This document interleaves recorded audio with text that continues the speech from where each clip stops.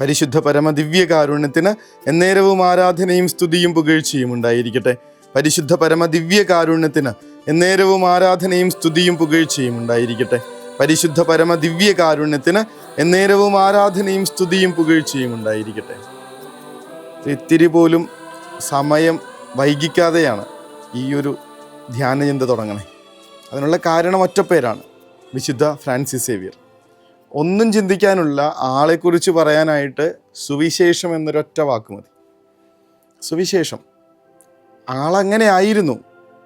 ഈ ആളറിയാത്ത, പരിചയക്കാരില്ലാത്ത, ഭാഷ അറിയാൻ പാടില്ലാത്ത ഒരു നാട്ടിലേക്ക് ആള് വന്നിട്ട് സുവിശേഷമായിട്ടായിരുന്നു.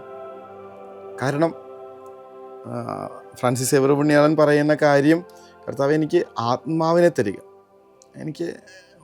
എനിക്ക് വേറൊന്നും വേണ്ട. ഇങ്ങനെ ആത്മാക്കൾക്ക് വേണ്ടിയിട്ടുള്ള തീക്ഷ്ണമായിട്ടുള്ള ദാഹം നിറഞ്ഞു നിന്ന ഈ മനുഷ്യന് കൃത്യമായിട്ട് അറിയാമായിരുന്നു, ആത്മാക്കൾ നേടണമെങ്കിൽ കർത്താവിൻ്റെ സുവിശേഷം പറയണം. നമ്മുടെ ഉള്ളിൽ നമ്മുടെ പ്രിയപ്പെട്ടവർക്ക് വേണ്ടിയിട്ടുള്ള, അവരുടെ ആത്മാക്കൾക്ക് വേണ്ടിയിട്ടുള്ള ഈ ഒരു ദാഹം ഉണ്ടോ എന്ന് ആലോചിച്ച് നോക്കണം. അവരുടെ ആത്മാക്കൾ രക്ഷിക്കപ്പെടണമെന്നുള്ള ഒരാഗ്രഹം ഉണ്ടോ എന്ന് ആലോചിച്ച് നോക്കണം. എനിക്ക് ദാഹിക്കുന്നു എന്ന് പറഞ്ഞ് കുരിശിൽ കിടന്ന് എൻ്റെ കർത്താവ് നിലവിളിക്കുന്നത് എൻ്റെ ആത്മാവിന് വേണ്ടിയിട്ടുള്ള ദാഹമാണെന്ന് ചില ബൈബിൾ പണ്ഡിതന്മാരൊക്കെ എഴുതി വയ്ക്കുന്നുണ്ട്. എൻ്റെ ആത്മാവിന് വേണ്ടിയിട്ടുള്ള ദാഹം. കർത്താവിന് എൻ്റെ ആത്മാവിനെ ആവശ്യമുണ്ട്. ഇതുപോലെ പ്രിയപ്പെട്ടവരുടെ ആത്മസ്ഥിതിയുടെ കാര്യത്തിൽ കുറച്ച് ശ്രദ്ധാലുക്കളാവണ്ടേ നമുക്ക്? വെച്ചാൽ എനിക്ക് ഇത്രയും പറമ്പ് കിട്ടി, 1 കോടി രൂപയോളം ഇത്രയും പറമ്പ് വിറ്റാൽ എനിക്ക് കിട്ടും.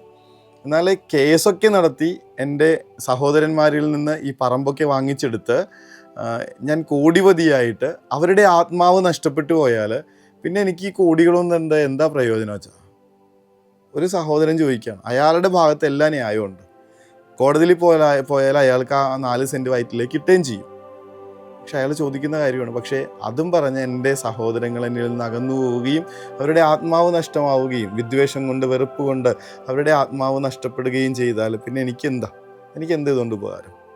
കൂടെയുള്ളവരുടെ ആത്മസ്ഥിതിയുടെ, ആത്മരക്ഷയുടെ കാര്യത്തിൽ ശ്രദ്ധാലുവായിരിക്കുന്ന മനുഷ്യൻ. അത് വിശുദ്ധ ഫ്രാൻസിസ് സേവിയറിൻ്റെ തിരുനാൾ ദിനത്തിൽ നമുക്ക് ഏറ്റവും സന്തോഷത്തോടു കൂടെ കൊടുക്കാവുന്നൊരു കോംപ്ലിമെൻറ്റാണ്. അത് തന്നെയാണ് ആപ്റ്റായിട്ടുള്ള കാര്യം. പ്രിയപ്പെട്ടവരുടെ ആത്മാക്കളുടെ കാര്യത്തിൽ എത്രമാത്രം നമ്മൾ ശ്രദ്ധാലുക്കളായിട്ടുണ്ടെന്ന് ആലോചിച്ച് നോക്കണം. എല്ലാ ദിവസവും സ്കൂളിൽ പോകുന്നില്ല, എൻ്റെ കൊച്ച് മടി കാണിക്കുന്നു എന്ന് പറഞ്ഞ് എത്ര മാതാപിതാക്കളാണ് നമ്മളോട് പ്രാർത്ഥിക്കാൻ വരണേ. ഈ പയ്യൻ എല്ലാ ദിവസവും പള്ളിയിൽ പോണില്ല അച്ചോ എന്ന് പറഞ്ഞിട്ട് ഇവരൊരു തവണ പോലും പരാതിപ്പെട്ടിട്ടില്ലല്ലോ. എൻ്റെ കുഞ്ഞുങ്ങൾ പല കാര്യങ്ങൾക്കും പഠനത്തിൽ മോശമാണ്, അവനൊരു കഴിവുമില്ല, അവനാകെ പ്രയാസങ്ങൾ ഉണ്ടാക്കുന്നു എന്നൊക്കെ പറഞ്ഞു വരുന്ന മാതാപിതാക്കൾ എന്തുകൊണ്ടാണ് ഇവനൊന്ന് കുമ്പസാരിക്കാൻ പോകണില്ല അച്ചോ എന്ന് പറയാത്തത്? നമ്മുടെ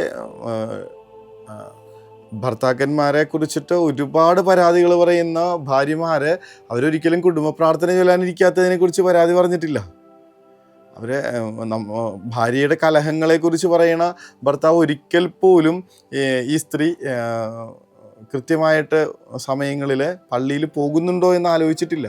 പറ്റാറില്ല ചിലപ്പോഴല്ല, മിക്കവാറും ജോലിയൊക്കെ തീർത്ത് ഓടിപ്പാഞ്ഞ് പോകുമ്പോൾ ചിലപ്പോൾ കുർബാന സ്വീകരിക്കാനായിട്ടുള്ള ഒരുക്കൊന്നും ഉണ്ടാവില്ല. ഇതൊന്നും ആരും ചിന്തിക്കണില്ല. എല്ലാവർക്കും ഭൗതികമായിട്ടുള്ള കാര്യങ്ങൾ ആ സമയത്താണ് ഇവിടെ ഈ വിശുദ്ധൻ നമുക്ക് വെല്ലുവിളിയാവണത്. ഒരു കയ്യിൽ ഇങ്ങനെ മണിയും തൂക്കി ഇറങ്ങിയ ഈ മനുഷ്യൻ, ഭാഷ അറിയാതിരുന്നിട്ടും ഇയാളുടെ മണികിലുക്കത്തിൻ്റെ പിന്നാലെ വരുന്ന ഒരു ജനത, അവരോട് ആൾക്ക് പറയാനുള്ളത് ക്രിസ്തു എന്ന സുവിശേഷം. അതോടുകൂടെ ഈ ലോകത്തിൻ്റെ ഈ ഒരു നാടിൻ്റെ അന്ധകാരം മാറിപ്പോകുന്നുണ്ടെന്നേ. നമ്മുടെ കുടുംബത്തിലെ കുഞ്ഞുങ്ങൾ, പ്രിയപ്പെട്ടവർ, നമുക്ക് പരിചയമുള്ളവരൊക്കെ വല്ലാതെ തെറ്റിപ്പോകുന്ന, ഇടർച്ച വരുന്നു എന്നൊക്കെ പരാതിപ്പെടുന്ന നേരത്ത് ഈശോ എന്നുള്ള സുവിശേഷം എന്ന് പറഞ്ഞു കൊടുക്കുക. അവരുടെ ആത്മാക്കളെ കുറിച്ച് കുറച്ചുകൂടെയൊക്കെ ശ്രദ്ധാലുക്കളാവും. അവരുടെ പ്രാർത്ഥനയിൽ അവർ മുട്ടുകുത്താൻ പറ, അവരോട് കൂദാശകൾ സ്വീകരിക്കാൻ പറ, പരിശുദ്ധ കുർബാനയിൽ എല്ലാ ദിവസവും പോകാനായിട്ട് നിർബന്ധിക്കുക. എന്നിട്ട് ജീവിതം മാറണത് കാണുക. ഇതൊന്നും ചെയ്യാതെ, അവരോട് സുവിശേഷം പറയാതെ, ക്രിസ്തുവിനെക്കുറിച്ചൊരു വാക്കുമിണ്ടാതെ ഇവരുടെ ലൈഫിന് വേണ്ടിയിട്ടും ഇങ്ങനെ കാര്യങ്ങൾക്ക് വേണ്ടിയിട്ട് ഓടി നടന്നിട്ട് എന്തായിരിക്കും കാര്യം?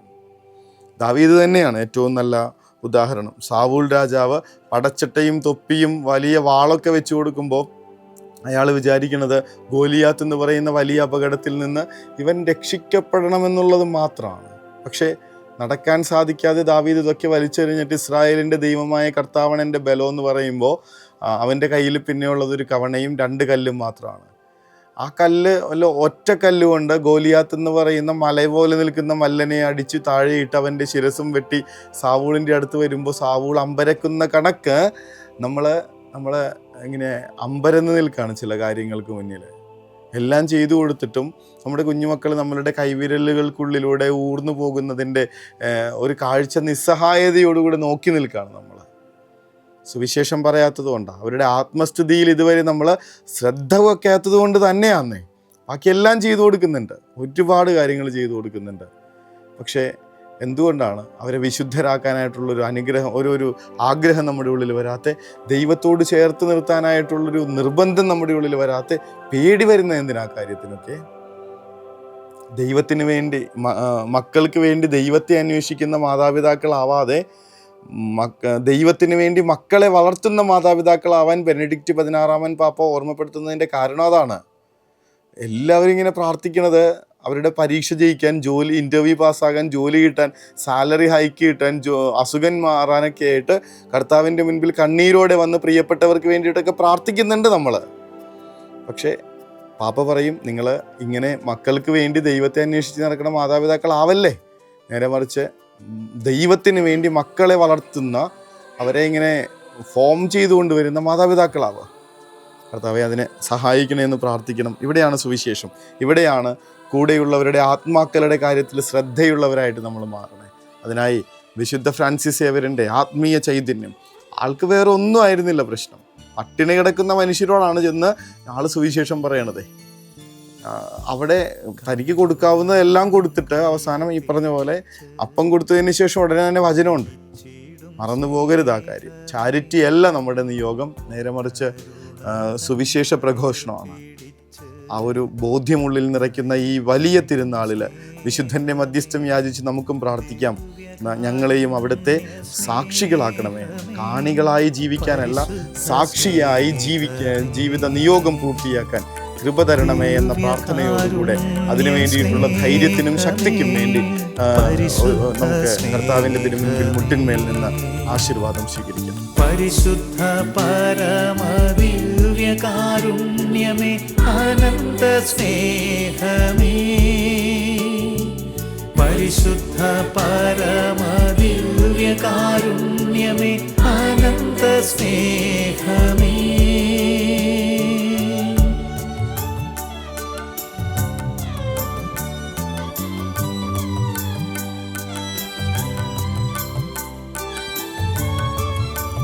പരിശുദ്ധ പരമ ദിവ്യകാരുണ്യത്തിന് എന്നേരവും ആരാധനയും സ്തുതിയും പുകഴ്ചയും ഉണ്ടായിരിക്കട്ടെ. പരിശുദ്ധ പരമ ദിവ്യകാരുണ്യത്തിന് എന്നേരവും ആരാധനയും സ്തുതിയും പുകഴ്ചയും ഉണ്ടായിരിക്കട്ടെ. പരിശുദ്ധ പരമ ദിവ്യകാരുണ്യത്തിന് എന്നേരവും ആരാധനയും സ്തുതിയും പുകഴ്ചയും ഉണ്ടായിരിക്കട്ടെ. ഞാൻ അയക്കുന്നിടത്തേക്ക് നീ പോകണം, ഞാൻ പറയുന്നതെല്ലാം നീ അവരോട് പറയണം, നീ അവരെ ഭയപ്പെടേണ്ട, നിന്റെ രക്ഷയ്ക്ക് നിന്നോട് കൂടെ ഞാനുണ്ടെന്ന് ജെറമിയ പ്രവാചകനോട് കർത്താവ് അരുൾ ചെയ്യുന്നതിന് തൊട്ട് മുൻപ് അവിടെ നിന്ന് പറയുന്നൊരു കാര്യമുണ്ട്. നിന്നെ അമ്മയുടെ ഉദരത്തിൽ വെച്ച് തന്നെ ഞാൻ അറിഞ്ഞു, ജനതകൾക്ക് പ്രവാചകനായി ഞാൻ നിന്നെ നിയോഗിച്ചു, വിശുദ്ധീകരിച്ചു. ഈ മഹാമിഷണറിയുടെ തിരുനാൾ ദിനത്തിൽ ഈ നാട്ടിൽ കർത്താവിൻ്റെ സുവിശേഷം ഇങ്ങനെ നിറയാൻ കാരണമായ വിശുദ്ധ ഫ്രാൻസിസ് സേവ്യറിൻ്റെ തിരുനാൾ ദിനത്തിൽ കർത്താവ് നമ്മളോടും ഓർമ്മപ്പെടുത്തുന്ന കാര്യം അതാണ്. നിങ്ങളും പോകണം, പോകുന്നിടത്തൊക്കെ ഞാൻ പറയണം, ആരെയും പേടിക്കണ്ട, നിങ്ങളുടെ രക്ഷയ്ക്ക് കൂടെ ഞാനുണ്ട്. അതിനുള്ള ഏറ്റവും നല്ല ഉദാഹരണം ഈ വിശുദ്ധൻ തന്നെ. കരുണതൻ കയർ പിടിച്ച് നയിച്ചിടും സ്നേഹമേ, ദിവ്യകാരുണ്യ സ്നേഹമേ, പരിശുദ്ധ സ്നേഹമേ, പരിശുദ്ധ പരമ ദിവ്യകാരുണ്യമേ, അനന്ത സ്നേഹമേ, പരിശുദ്ധ പരമ ദിവ്യകാരുണ്യമേ, അനന്ത സ്നേഹമേ.